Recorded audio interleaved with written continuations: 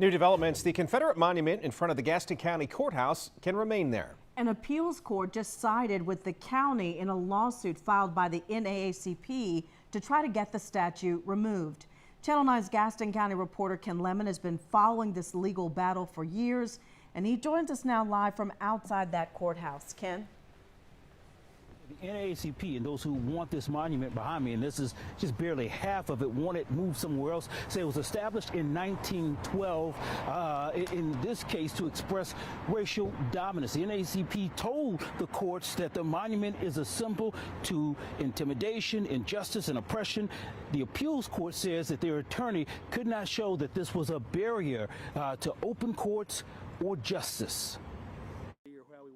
I met with Chad Brown, chairman of the Gaston County Board of Commissioners, just after the appeals court ruling. Gaston County is very happy today.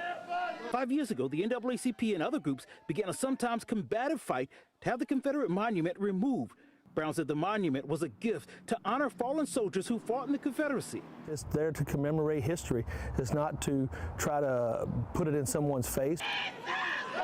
Brown said the racial reckoning of 2020 that led to several suits like this has passed, and the fight over this monument is settled. Do you think it's best for the monument to stay there? I do. I think it's quiet. You don't see anything happening now. The speaker for the dedication of the monument in 1912 celebrated it as a symbol to white supremacy and spoke against voting rights for black people. It needs to go. Larry Baker visited the courthouse today. He doesn't like the monument. It's almost as tall as a courthouse. What it says to me is that someone is still stuck in the past. Myself. Rashawn McClendon was one of the voices in the protest to have the monument removed. It reflects a very ugly part of our history. The court ruling was painful news for him. While this is definitely disappointing, it doesn't have to end here. Now, the head of the NAACP here told me that he is disappointed too, but they have not ruled out the possibility of continuing the fight in court. I'm going to tell you what one veteran told me, and we hear that over and over again from veterans, is why is this monument so tall, but the monument to all other veterans who fought from Gaston County is barely 1.5 feet tall. Live in Gastonia, I'm Ken Lemon, Channel 9 Eyewitness News. Thank you, Ken. Researchers with the Southern Poverty Law Center say they found 168 Confederate statues or symbols were removed across the country in 2020, including the Fame statue in downtown Salisbury. There are other efforts to put others back up or have them remain. Some of the removals came after the police killing of George Floyd.